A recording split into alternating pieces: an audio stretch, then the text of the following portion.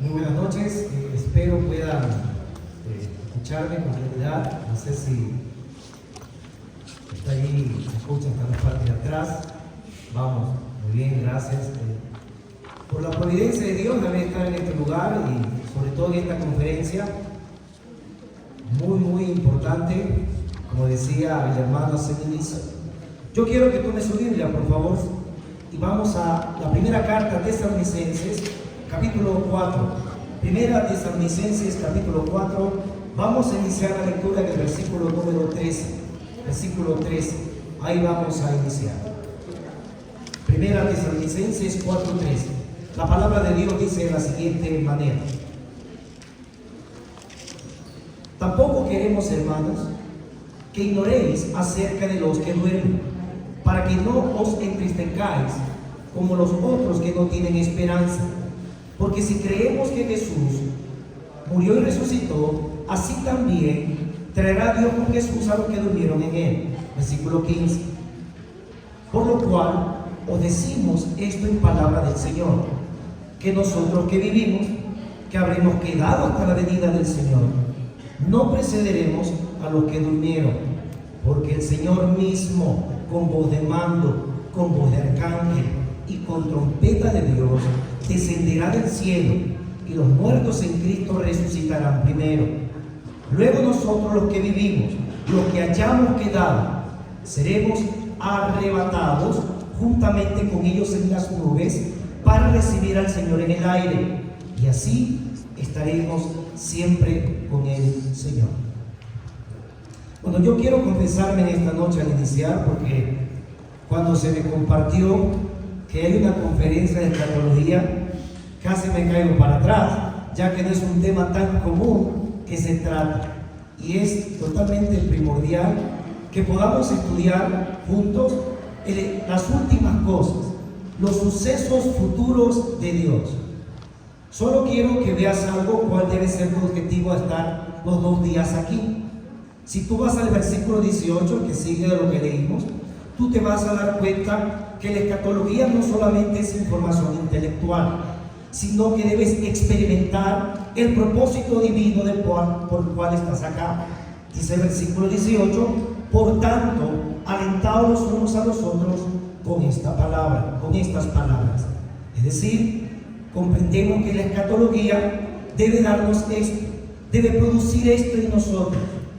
La historia de la humanidad está a punto de culminar y hay eventos que debemos de entender, que debemos de saber. Y pocos cristianos, si somos honestos, están interesados en los eventos futuros. Hay 2 excusas que ponen. La primera: yo debo vivir solo el día a día. Solo el día a día. Yo creo que eso está bien, pero no es un justificativo para cerrarnos a conocer el futuro revelado en las Escrituras. La escatología no es una doctrina de segundo orden o de segunda importancia. No, es parte de la Escritura y toda ella es inspirada por Dios. Si yo tengo ese pensamiento, estoy dejando de lado que Dios tiene el control, aún en cada milisegundo que sucede en nuestras vidas y aún en todo lo creado. Eso debe llevarnos a entender que cuando estudiamos escatología, querida iglesia, se está fundamentando en el carácter de Dios. Él ha determinado todo lo que sucederá en el futuro y todo se va a cumplir tal cual lo ha dicho. ¿Qué debe generar esto? Otra vez, no solamente ánimo, sino plena esperanza para el presente. Mire lo que Dios mismo testificó en el Antiguo Testamento, escúchelo.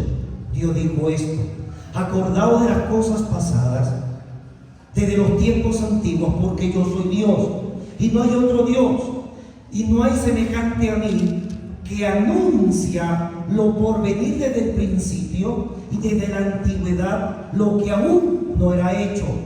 Que digo, mi consejo permanecerá y haré todo lo que quiero. Isaías 46, del 9 al 10. Es decir, que no podemos aceptar esa excusa. La segunda excusa que muchos utilizan para no estudiar el futuro es que dicen esto: oye, existen muchas posturas respecto a los eventos futuros y eso me confunde.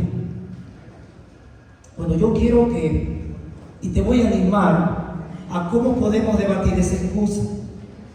Hay que definir una convicción teológica. ¿Cómo se hace eso?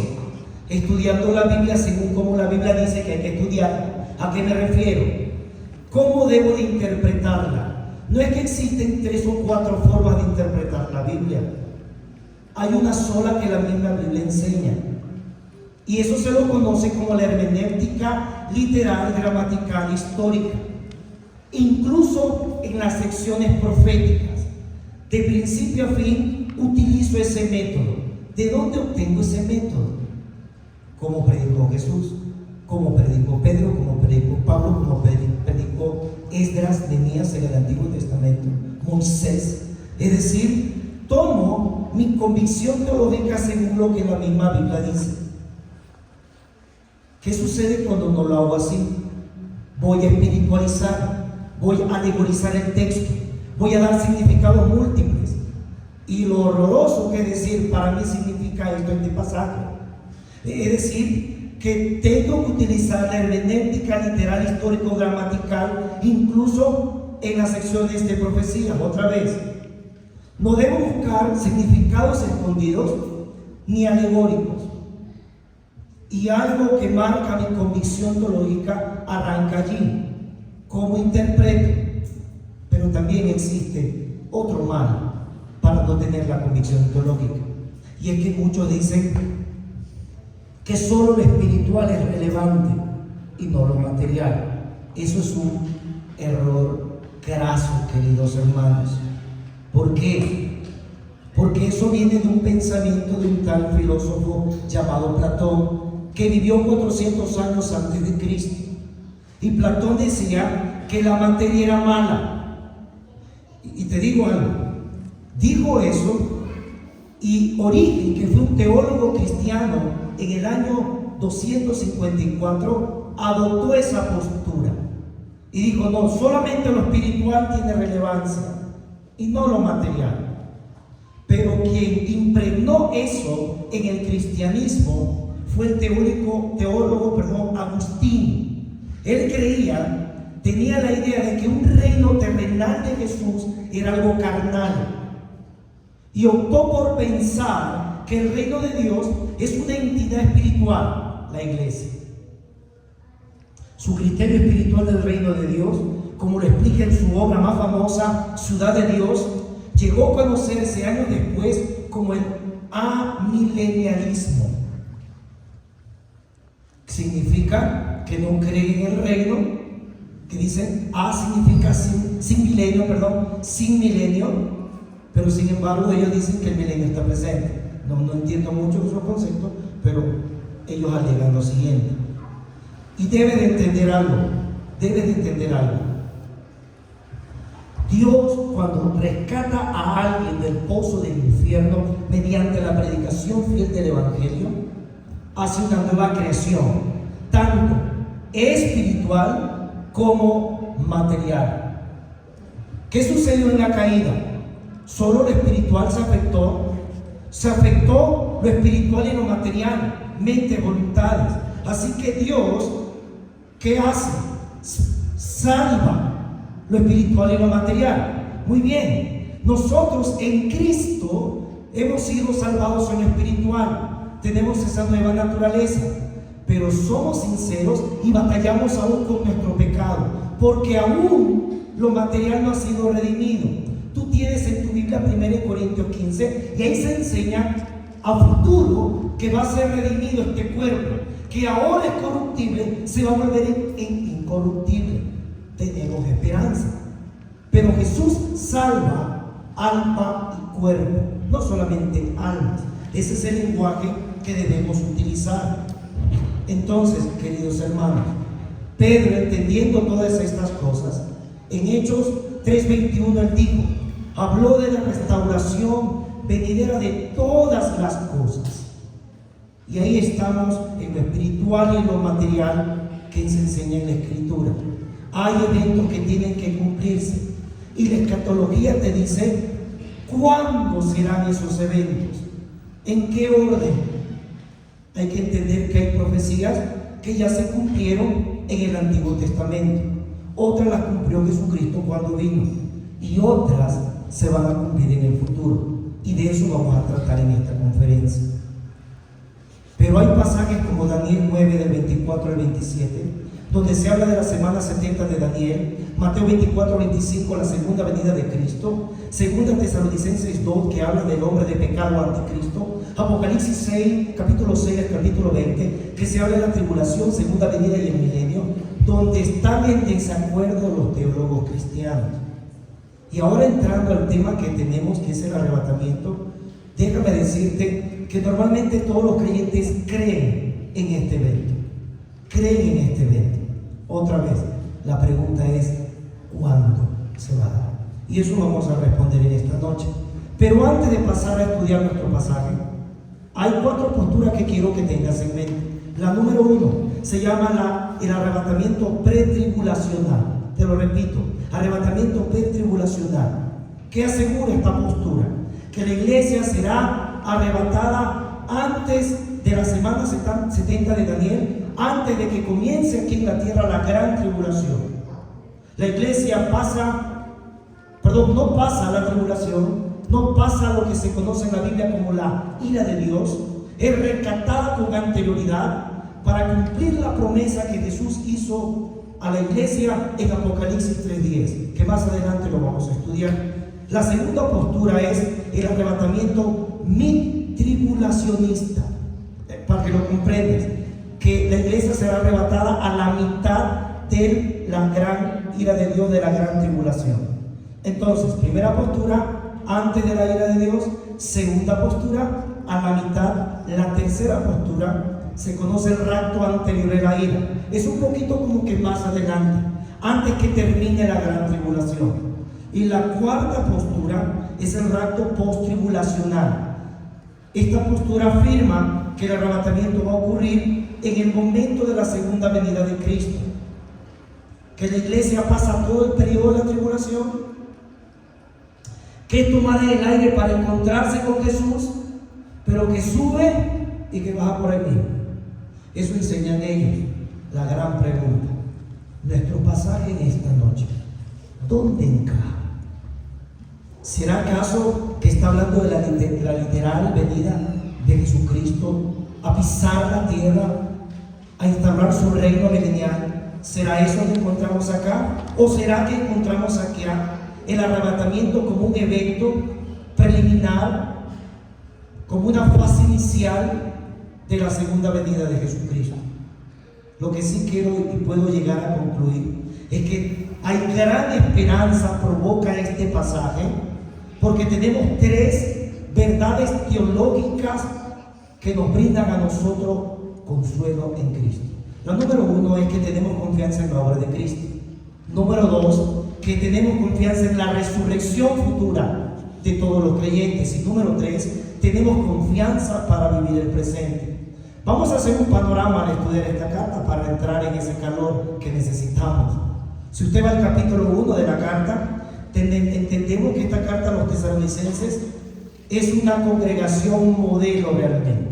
Es una iglesia modelo.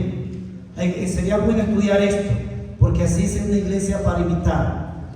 Y esta carta fue escrita aproximadamente en el año 51 después de Cristo por el apóstol Pablo. Tesalónica era una ciudad en aquellos días muy poblada, próspera, del antiguo reino griego en Macedonia.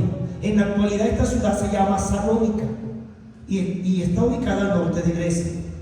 Y se nos dice en Hechos 17 del 5 al 9, se detalla ahí con claridad que llegó el evangelio a esta ciudad Tesalónica, pero realmente en medio de gran rebeldía, gran tribulación por parte de los judíos y de los griegos. Pero a pesar de esa oposición, se experimentó los frutos del evangelio. Los hermanos recibieron la palabra en medio de gran tribulación y gozo del Espíritu Santo.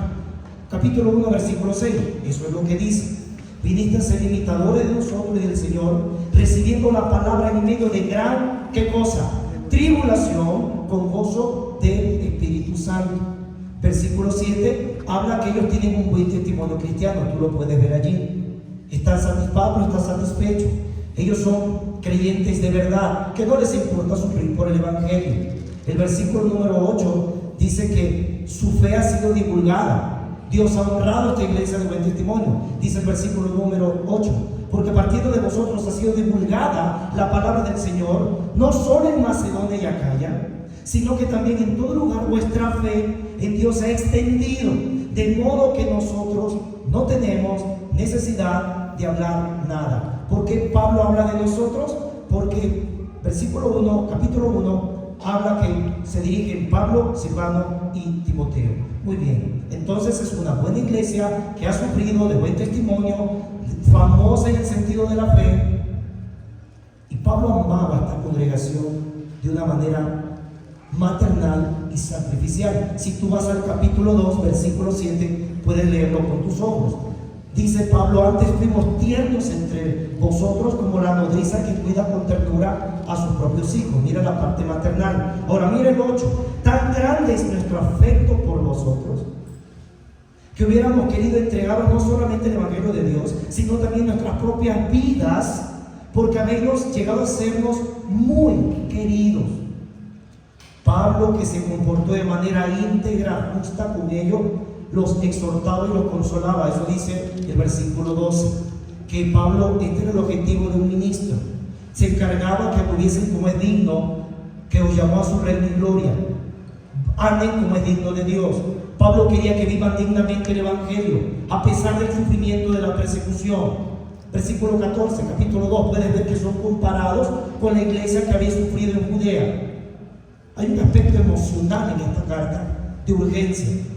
En el versículo 17, pero en el 20, capítulo 2, versículo 20, Pablo dice de ellos, mira el clima, la cúspide del deseo del corazón de Pablo hacia ellos, de su amor hacia ellos. Pablo resume y le dice: vosotros sois nuestra gloria y gozo. Vemos la soberanía de Dios también en la carta, porque Dios permitió que Pablo fuera estorbado por el diablo. ¿Dónde está eso? Puedes verlo en el capítulo número 3, versículo número 2. Claramente, se envía a Timoteo. Hablar claramente. Se envía a Timoteo porque le fue estorbado a Pablo llegar hacia ellos. Dios en su soberanía permitió que el diablo estorbe a Timoteo para que trajese información. Pero fue Timoteo, dice el versículo 3:2. Y enviamos a Timoteo, nuestro hermano, servidor de Dios y colaborador nuestro en el Evangelio de Cristo, para confirmar y exhortar respecto a vuestra fe. Solo para que no te quedes con la duda de dónde está que fue estorbado, retrocede al versículo número 18. Ahí dice que fue estorbado Pablo de ir a ellos, pero Pablo no se quedó ahí, sino que mandó a Timoteo: tráeme noticias de ellos. ¿Cuál fue la noticia que trajo Timoteo? Puedes verlo conmigo, versículo 6 del capítulo 3. Pero cuando Timoteo volvió de vosotros a nosotros y nos dio buenas noticias de vuestra fe y amor, y que siempre nos recordáis con cariño, deseando vernos como también nosotros a vosotros. Versículo 7. Por ello, hermanos, en medio de toda nuestra necesidad y aflicción, fuimos consolados de vosotros por medio de vuestra fe, porque ahora vivimos si vosotros estáis firmes en el Señor. Vemos los deseos de Pablo. Veo que Pablo los ama y son de buen testimonio. Y en el capítulo 4 de esta carta, Pablo llega a decirles claramente cuáles son las directrices si tú quieres agradar al Dios vivo y verdadero. Versículo número 3, ahí está la voluntad para todo creyente. Pues la voluntad de Dios es vuestra santificación, que os apartéis de fornicación. Me encanta esto en la Biblia, porque cuando el creyente sufre, Dios no está tan interesado en solamente darle palmadas y consuelo. De hecho, Dios lo hace. Pero Dios quiere que en medio de la tribulación no pierdan el rumbo. ¿Y qué es no perder el rumbo? Vivir en santidad. Mira el versículo 7 también. 4:7. Pues no nos ha llamado Dios inmundicia, sino ¿a qué cosa? ¿Puedes decirlo? A santificación. Ahí lo tienes con claridad. Entonces, aquí hay un principio de vida cristiana. Tu santificación no depende de tus circunstancias. ¿Escuchó eso? Tu santificación no depende de lo que tú estás atravesando, porque fuiste llamado a ser santo como nuestro Dios es santo. Pero llegamos entonces, Pablo del versículo 1 hasta el 12 trata aquello. Pero cuando llegamos a nuestro pasaje nos damos cuenta que había algo que Timoteo informó que no andaba bien. Ahí entra nuestro pasaje. ¿Qué sucedió? Tenían tristeza, dice el versículo 13. Tenían tristeza. Pablo se dio cuenta por boca de Timoteo que había, al parecer, ideas falsas respecto a la venida de Cristo, que estaban atacando a la iglesia, falsas ideas del mundo respecto a la muerte, que afectaba el pensamiento de los hermanos, que lo llenó de tristeza. Y Pablo entonces, dirigido por el Espíritu Santo, escribe este pasaje. ¿Para qué? Para alentarlos en medio de la gran tribulación y de la tristeza que tienen de aquellos hermanos que ya habían fallecido. Dice el versículo 13: tampoco queremos, hermanos, así introduce Pablo el tema. Voy a decirles algo importante. ¿Qué es lo importante? Que no sean ignorantes. Mira el versículo 13: que ignoréis acerca de los que duermen. Pablo les dice, no es bueno que ignoren. Y esto es un principio de vida cristiana también. Ignorar doctrina en tu vida te limita. Así que tú debes esforzarte en aprender cada día más. Pablo está diciendo y utiliza una figura de lenguaje para hablar de la muerte, un eufemismo, y dice duermen. La idea del griego es se ponen a dormir. Los griegos, los romanos empleaban esta figura de lenguaje. Jesús lo utilizó. ¿Tú te acuerdas cuando los discípulos dijeron que Lázaro estaba muerto? Jesús, como dijo, Lázaro duerme en Juan 11:11. Entonces, dice el versículo 13 que la ignorancia había hecho que ellos desfallezcan en la gran esperanza cristiana. La gran esperanza cristiana. ¿Dónde está la gran esperanza cristiana? Lo vamos a ver. La gran esperanza cristiana es que todo creyente tiene vida eterna al lado de Jesús en el presente y aún después de muerto. Esa es la gran esperanza cristiana.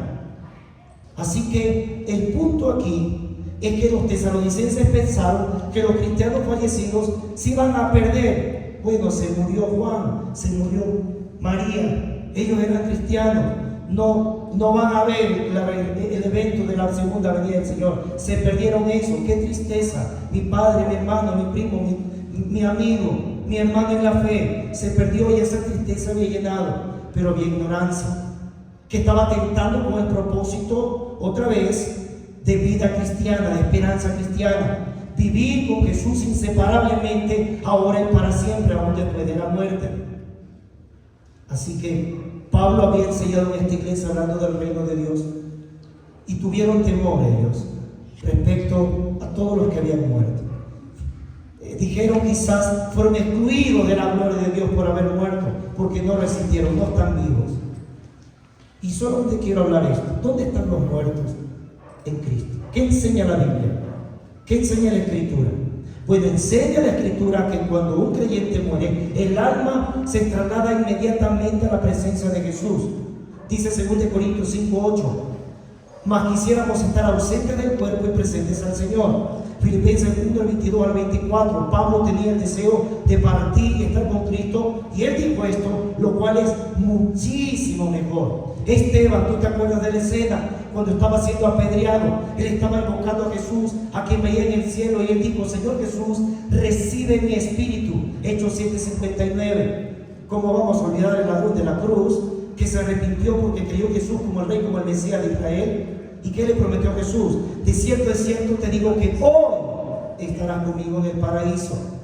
Entonces, el cuerpo del creyente queda acá en la tierra aguardando la gloriosa resurrección. El alma del creyente pasa al cielo a la presencia de Jesús. Y todo lo que estoy diciendo se conoce, puedes anotarlo como un concepto teológico, como el estado intermedio. A esto que estoy refiriendo, de que el alma, si alguien puede de nosotros hoy, el alma va ante el Señor, el cuerpo va al polvo, ¿cierto? Y eso se conoce como el estado intermedio. Vamos a hablar más de eso en la conferencia. Entonces, cuando un cristiano duerme, accede a Jesús y aniquila la herejía de muchos que dicen que los hombres cuando mueren se definen como el sueño del alma. Déjame explicarte esa herejía. Esa herejía afirma que la muerte física pone un final temporal a la existencia consciente de la persona hasta el día que resucite.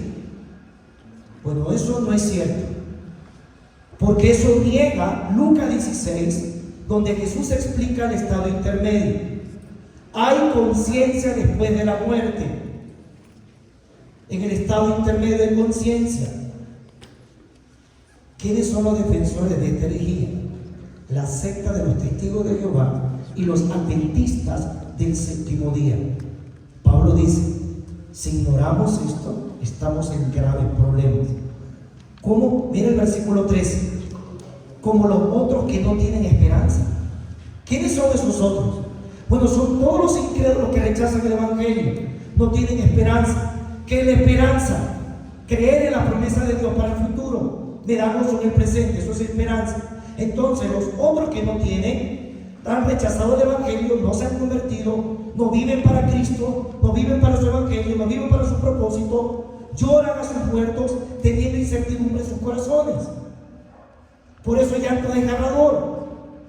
Dice Proverbios 14:32, por su maldad será lanzado el impío, mas el justo en su muerte tiene esperanza. Efesios 2:12 dice que aquella persona que no está en Cristo es un enemigo de Dios, enemigo de Dios. Esa desesperación provocaba en el mundo pagano lo siguiente: tanto los griegos como los romanos colocaban frases en las lápidas porque tenían incertidumbre qué pasaba después de la muerte. Incluso algunos decían que iban a un mundo subterráneo, así lo llamaban. ¿Qué ha hecho Pablo en el versículo 13? Puedes verlo, el contraste entre los creyentes que tienen esperanza y aquellos que no tienen esperanza. Muy bien, te dije que te iba a decir cuál es la gran esperanza cristiana, cuál es el fundamento, porque Pablo lo coloca, versículo 14, primera línea: porque si creemos que Jesús murió y resucitó, ese es el Evangelio claramente predicado acá.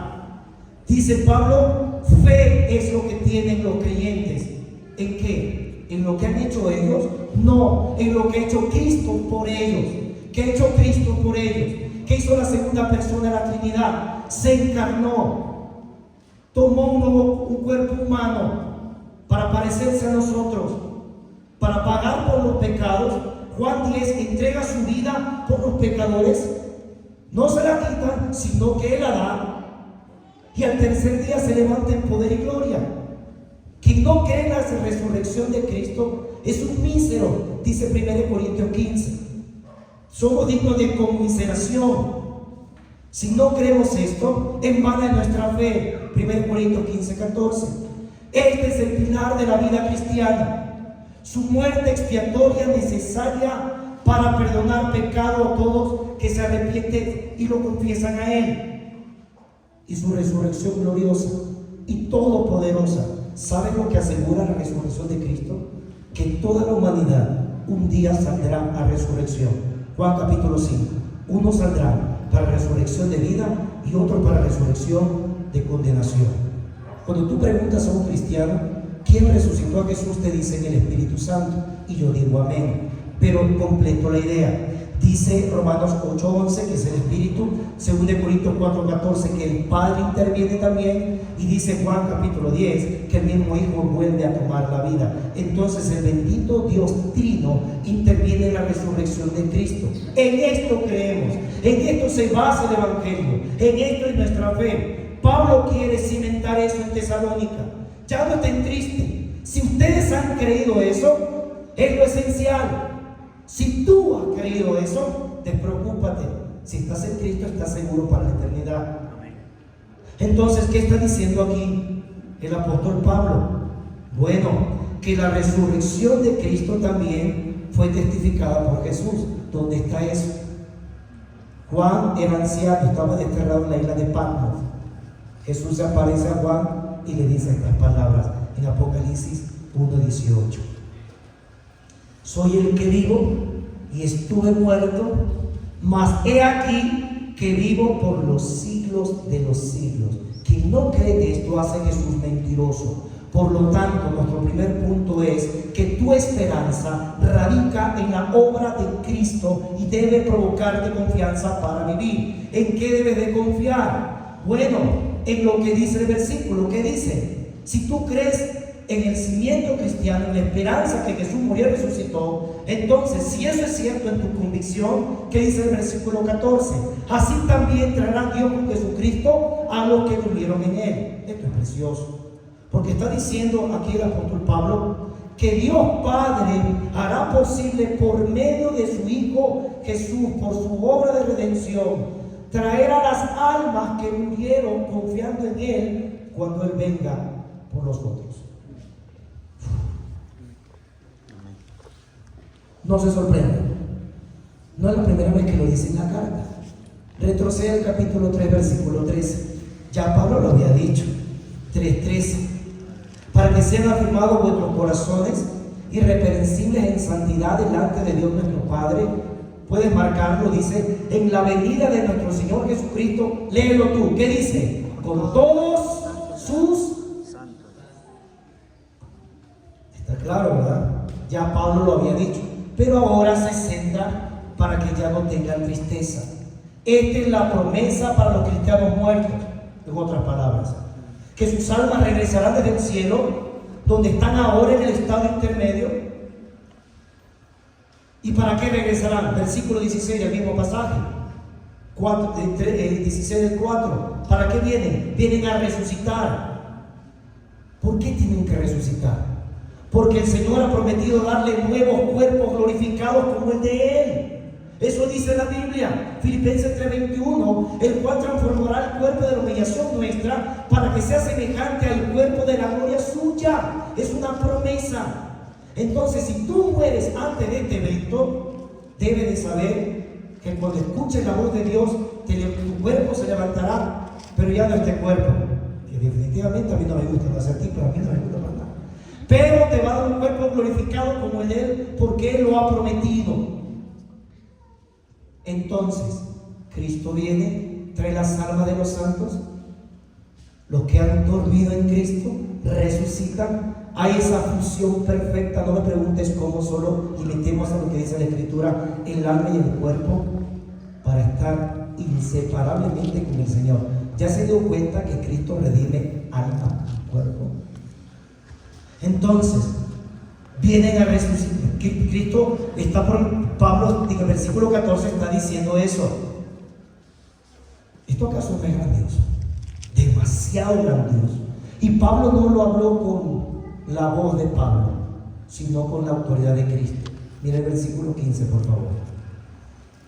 Por lo cual os decimos esto en palabra de ¿quién? Del Señor. Pablo está diciendo, esto me lo enseñó Jesús mismo. Esto es una clara referencia, así como en la Santa Cena, ¿se acuerdan? En 1 Corintios 11:23.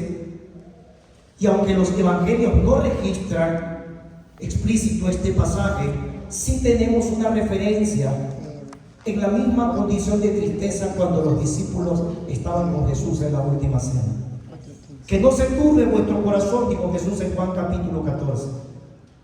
Porque le había dicho, tengo que ir a morir, tengo que cumplir el plan de la eternidad para salvarlos.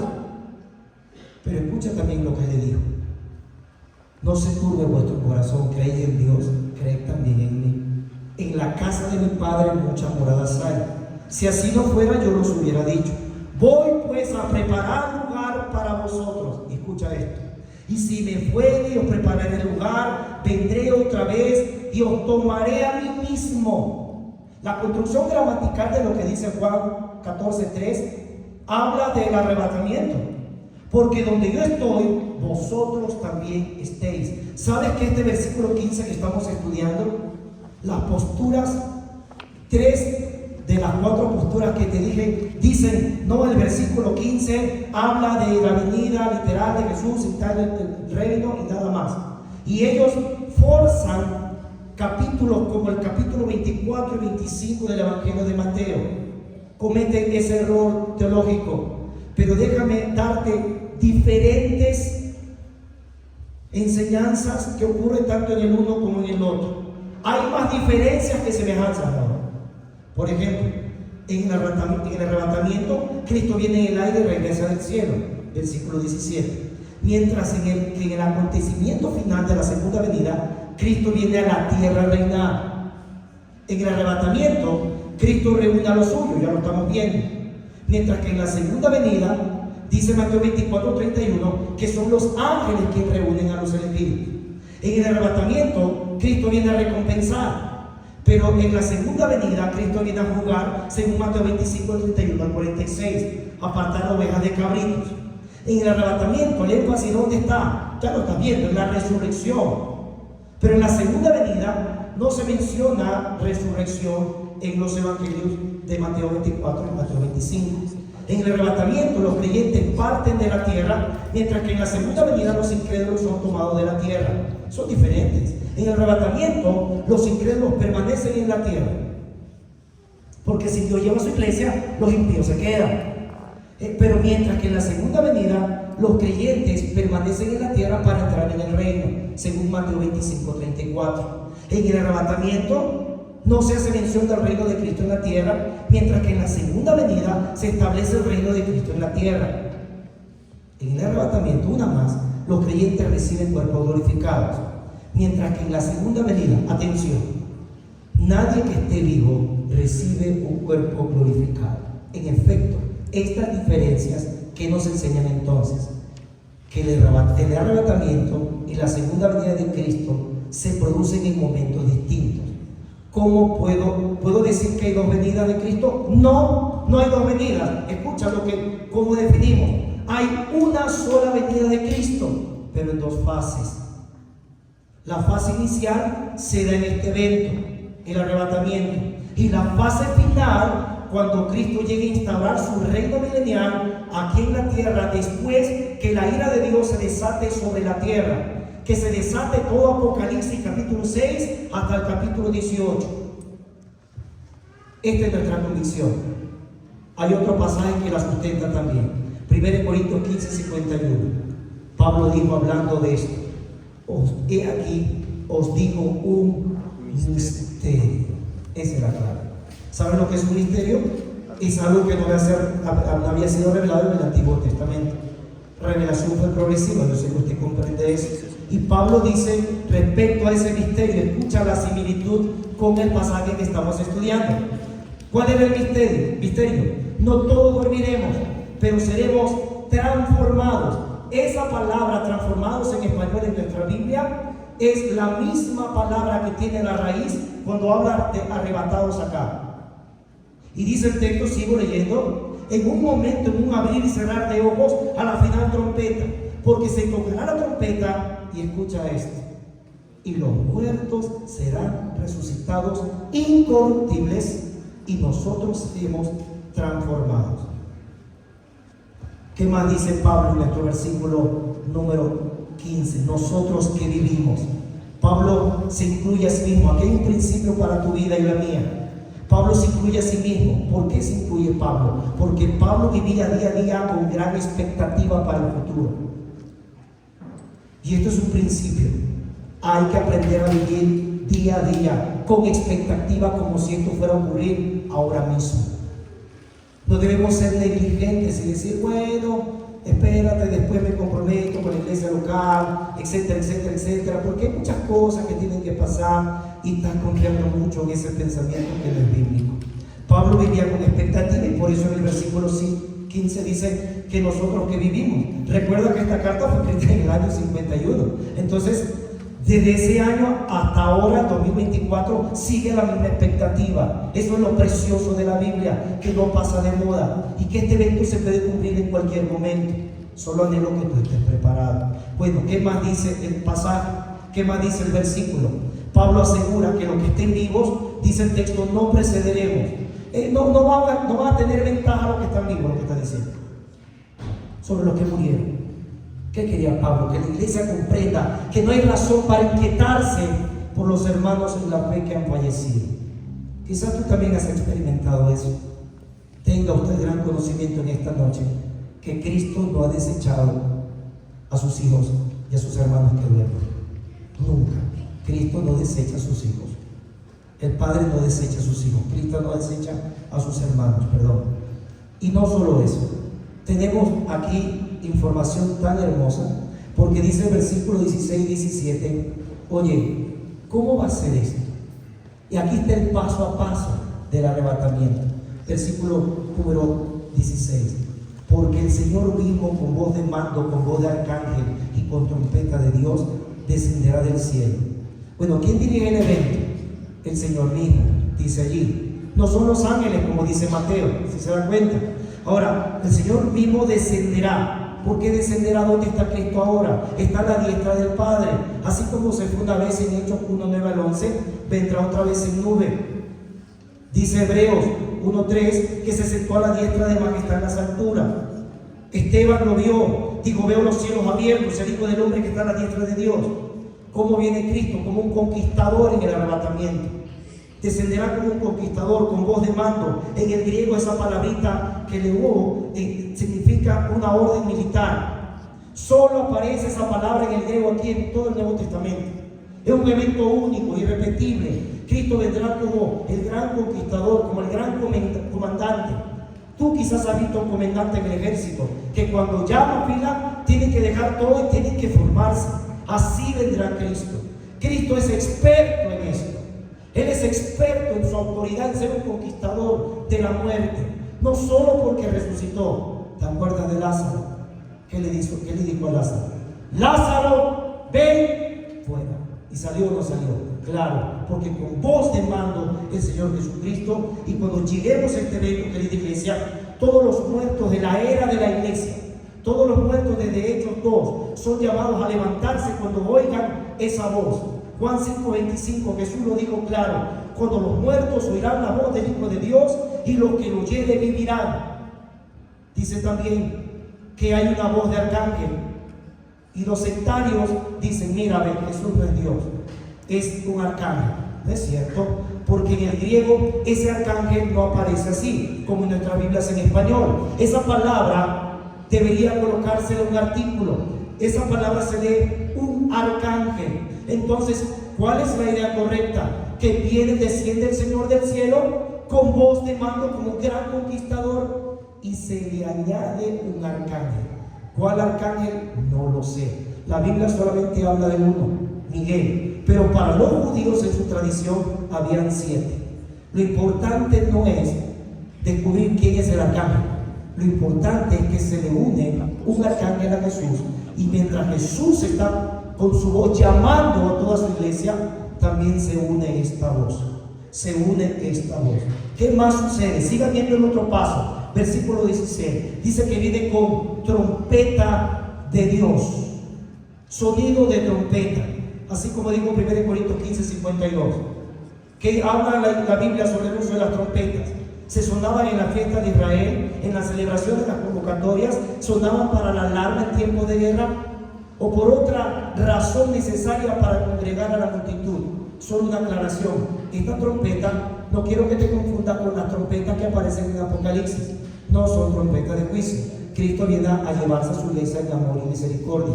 Entonces, las trompetas del arrebatamiento de Apocalipsis 8 al 11 no es esta trompeta. ¿Cuál es el propósito? Y estamos entendiendo que Jesús está congregando a su pueblo, porque le va a dar liberación a su pueblo. ¿Cuál es el otro paso? Los muertos en Cristo resucitarán. Primero, sus cuerpos, ese doble propósito, pueden verlo, espíritus glorificados para hacerlos a imagen de Cristo. Esto dijo el apóstol Juan en 1 Juan 3:2. Sabemos que cuando Él se manifieste, seremos semejantes a Él, porque le veremos tal como Él es. Quienes estuvieron en Cristo en la vida, también lo estarán en la muerte. La muerte no puede separar a los creyentes de Dios. Dice Romanos 14:8, sea que vivimos o sea que muramos, ¿de quién somos? Del Señor. Gloria a Dios por eso. Entonces, este es nuestro segundo punto. Tenemos confianza en la resurrección futura. ¿Qué viene después de esto? Vamos a ver el otro paso, versículo 17. Dice la Biblia: luego, nosotros los que vivimos, los que hayamos quedado, seremos, que dice, arrebatados. Note eso, esa palabra en el griego, harpazo, es un acto violento, irresistible, fuerte. El gran conquistador no pide permiso. a sus redimidos, sino que Él los toma violentamente, se los lleva, los saca como una medida de protección, de amor, de cuidado. Ese es arrebatados. Los vivos serán arrebatados. Así como cuando un lobo roba una oveja, no está tomando la oveja, oveja, venga para acá, déjame tomarte, sino que la toma y se va. Esa es la remedia en Juan 10:12. ¿Te recuerdas ese versículo que dice que todos los creyentes no pueden ser arrebatados de la mano del Padre y de Jesús? Es el mismo término. Nadie que esté seguro en Cristo va a perderse de nada. Está asegurado por la eternidad. Como dice Romanos 8, tú conoces, ni la muerte, ni la tribulación, nada me va a separar del amor que es en Cristo Jesús, Señor nuestro. Nada, absolutamente nada. Pero aquí el paso es el arrebatamiento. Hay ejemplos de esto. Hechos 8:39 dice que Felipe fue arrebatado de esa conversación cuando después que bautizó al etíope eunuco. Según de Corintios 12 del 2 versículo 4 habla que Pablo tuvo un arrebatamiento y fue llevado al tercer cielo. Entonces, cuando los creyentes vivos sean arrebatados, seremos transformados, recibiremos cuerpos glorificados. Así que tanto los que murieron como los que estén vivos se reunirán con Jesús. Muy bien. Cuando hablamos de este tema escatológico, no podemos quizá llegar a la conclusión que solo en este pasaje, escuche bien, se da el arrebatamiento. Trata el arrebatamiento. Pero hay pasajes que también podríamos estudiar, como Juan capítulo 14, versículo 3, 1 Corintios 15, que lo he citado, Filipenses 3, del 12 al 21. Y queda claro que en el arrebatamiento hay recompensa, no hay juicio, como enseña Mateo 24 y 25. En otras palabras, el arrebatamiento ocurre en un tiempo diferente al del juicio. Yo te dije que al principio había 4 posturas, ¿cierto? Ahora vamos a recordarlas. La postura bíblica es la postura pretribulacional. ¿Dónde me apoyo? Vaya en su Biblia, Apocalipsis capítulo 3, versículo 10. Dice Apocalipsis 3, 10.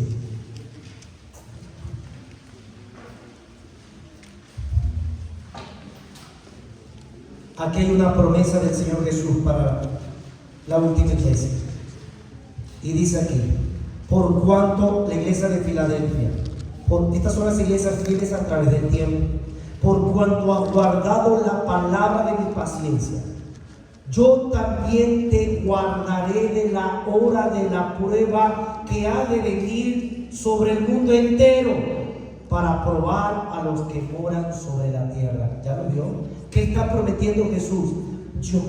Yo te voy a sacar de la tierra para que no pruebes la ira de mi Padre, porque ha sido fiel a mi palabra, porque ha dado testimonio en el medio del sufrimiento de mi evangelio, del mensaje. Entonces te prometo que te voy a librar de la hora de la prueba que viene sobre los que moran en la tierra. Sepa usted que esa expresión solo en la Biblia habla de aquellos que son incrédulos. Voy a darte las razones por qué nuestra convicción es pretribulacional. Porque Jesús se lleva a la iglesia antes de la gran tribulación. Número 1. Cuando tú ves Apocalipsis del capítulo 1 al 3, hay 19 veces la referencia a la iglesia. Sepa usted que después del capítulo 4, del 6 hasta el 18, no se menciona la iglesia para nada. Entonces se asume razonablemente que la iglesia no está en la tierra. Segunda razón, Apocalipsis 19, que es la venida gloriosa del Señor Jesús, lo estudiaremos en esta conferencia, no menciona el arrebatamiento. Así que la otra postura que también lucha porque quiere que sea creída, que es la postura post-tribulacional, de que la iglesia pasa la gran tribulación, dice que la iglesia sí pasa. Oh, qué sorpresa, Apocalipsis 19 dice que no se menciona el arrebatamiento. ¿Se olvidó el Espíritu de Dios? No, sencillamente porque concluimos que el arrebatamiento ocurre antes. Tercera razón, El arrebatamiento post-tribulacional, lo que ellos piensan que es al final, hacen insignificante el concepto mismo del arrebatamiento. Si Dios preserva a la iglesia en la gran tribulación, la gran pregunta, ¿para qué te lo vas a llevar si ya lo preservaste acá? Razón número 4. Si Dios arrebata y glorifica a todos los creyentes justo antes de inaugurar el reino milenario, como dice el arrebatamiento post-tribulacional, no quedaría nadie para poblar y propagar el reino terrenal de Cristo prometido a Israel. En el plan y propósito de Dios no está usar individuos glorificados para propagarse en la tierra durante el milenio. ¿Por qué te informo? Porque en el milenio incluso hay brotes de pecado. ¿Dónde está eso? El libro de Isaías lo habla claramente. Entonces, de modo que el arrebatamiento entonces debe ocurrir antes.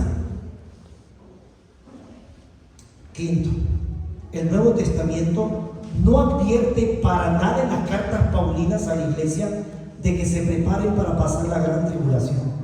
No se indica, sí se nos indica que debemos estar atentos a los errores y las herejías, a los falsos profetas. Se nos advierte, cuidado con la vida impía. Se nos advierte de la tribulación presente que tiene un mundo caído. Definitivamente eso es una realidad. Así que sería incongruente pensar que si la iglesia pasa la gran tribulación, sería incongruente pensar que Dios no dejara ni un solo versículo para advertirnos. 6. Las instrucciones de Pablo aquí a los tesalonicenses exigían un arrebatamiento pretribulacional. Hay una razón poderosa. ¿Por qué le escribe Pablo a ellos? Porque están tristes. Si ellos sabían que iban a pasar la gran tribulación y los muertos ya estaban con Jesús, no debían estar tristes, debían estar alegres. Y no la postura que encontramos en el pasaje. Séptimo, hay enseñanzas que dio Jesús en Mateo 13, la parábola del trigo y la cizaña, y que cuando venga Cristo en la fase final de su venida, instaure su reino, dice la parábola del trigo y la cizaña que va a quitar la cizaña, que son los incrédulos, de entre el trigo, que son los creyentes. Y no lo hará él, sino lo harán los segadores, que son los ángeles, para juzgar a la cizaña. Lo cual demuestra que en la segunda venida el Señor quitará a los incrédulos de entre los creyentes, cabritos y ovejas. No obstante, en el arrebatamiento toma a los creyentes de entre los incrédulos, un evento diferente. Lo mismo dice la parábola de la red en Mateo 13, 47 y 50. Lo mismo dice Mateo 24, 25. Octavo, ya lo viste conmigo, Apocalipsis 3:10. Jesús va a honrar a la iglesia, evitando que entre la hora de la prueba, que no entre la 70ª semana de Daniel, la semana 70. Eso viene después del arrebatamiento, viene eso a esta tierra. Dios desatará su ira sobre todos aquellos que rechazan el mensaje de salvación en Cristo, y lo va a hacer de una manera inimaginable, que aún demonios sacados del abismo van a atormentar a los moradores de la tierra. Eso viene para aquellos que rechacen al Señor Jesucristo. Esa es una razón poderosa. En el arrebatamiento, los creyentes vivos con los creyentes resucitados forman la iglesia glorificada, y vienen las nubes con la gloria de Dios, así como se mostró en el Antiguo Testamento, como la nube descendió en el templo, como la transfiguración de Cristo, como la ascensión de Cristo. ¿Cuál es el propósito? Tercer y último punto. Por tanto, versículo 18, alentaos los unos a los otros con estas palabras. Quiero preguntarte, ¿qué te provoca a ti saber todo esto? ¿Qué pensamiento viene a tu mente al saber que el Señor Jesucristo viene a rescatarte primero de Satanás, viene a rescatarte de tu propia carne caída, nos va a dar nuevos cuerpos, viene a rescatarte de un mundo malo, perverso, viene a rescatarte de las injusticias, de todo lo que existe en este sistema anti-Dios, viene a rescatarte de la ira venidera, viene a rescatarte de la gran tribulación que se desatará en esta tierra? ¿Qué pensamiento tienes tú cuando sabes esto? En lo personal, esto a mí me consuela, porque dice que el Dios de toda consolación concede a todos los creyentes el consuelo alentador de saber que Cristo regresará un día por nosotros. Iglesia, No importa si sufrimos ahora, pero va a llegar este día glorioso. Y cuando venga ese día glorioso, como dice la Escritura, todo lo que hicimos por Cristo no será en vano. No será en vano. Así que yo lo quiero animar en esta noche. Y Pablo eso hizo en este pasaje, de que no había necesidad de que se lamentaran por los creyentes que habían muerto. Por eso se le llama a esto la esperanza bienaventurada, Tito 2:13. Y tú vives mostrando inminencia. Tú vives hoy como si Cristo te viniera a llevar. Así está escrita la Biblia. Así está escrito Apocalipsis. En expectativa santa que se informó a cada creyente. Te ruego, por favor, no seas frío, no seas calculador, no seas indiferente, sino que debes caer de rodillas y decir: Señor, gracias por el arrebatamiento, gracias por tu palabra, gracias por tu plan. ¿Estás preparado o no? Y si no estás preparado, cae de rodillas a Jesucristo. Cuidado, te autoengañas. Nadie que se considere bueno entrará en el reino de Dios y no va a ser arrebatado. Las obras no salvan. Arrepiéntete de tus iniquidades. Mira la cruz, 2000 años atrás, el justo pagando por miserables pecadores como tú y como yo, para que todo aquel que cree en Él no se pierda, mas tenga vida eterna. Gracias, Padre, por tu palabra en esta noche. Es santa, es preciosa, es maravillosa, es inigualable. Gracias por lo que has planificado para cada uno de nosotros. Saber esto me anima, me consuela, me hace vivir de otra manera. Ayúdanos a estar preparados, Señor. Ayúdanos a estar viviendo comprometidos en ese calor santo para con toda tu obra, tu mensaje, tu palabra para con la iglesia. Aún, Señor, nosotros como ministros podemos caer en la especulación, aún de andar en conferencias, pero lo más importante es lo que has planificado. Y más allá, Señor, de la intelectualidad que da tu palabra y el entendimiento y sabiduría, está la vida en santidad de la iglesia. Dice tu palabra, Padre bendito, que vienes por una iglesia santa, sin mancha y sin arruga. Glorifícate, Señor, en cada uno de los oyentes de esta noche. Glorifícate en esta conferencia, Señor, y desde ya síguenos preparando nuestros corazones para los siguientes temas. Para el tema que viene a continuación, que es la gran tribulación. A ti la gloria, Padre, y por favor, salva al pecador. El pecador de este auditorio que pueda ir y confesar a Cristo, que se arrepienta de sus propias maldades e iniquidades y que diga: creo que Jesucristo es el Hijo de Dios y que pagó por sus pecados en la cruz y que fue a la sepultura, que entregó su vida, pero que se levantó al tercer día y es el único que le puede dar una vida nueva, una vida de gozo y satisfacción en Él. Padre, obra conforme a tu gracia. Te lo agradezco en Cristo Jesús. Amén. Gracias, hermanos.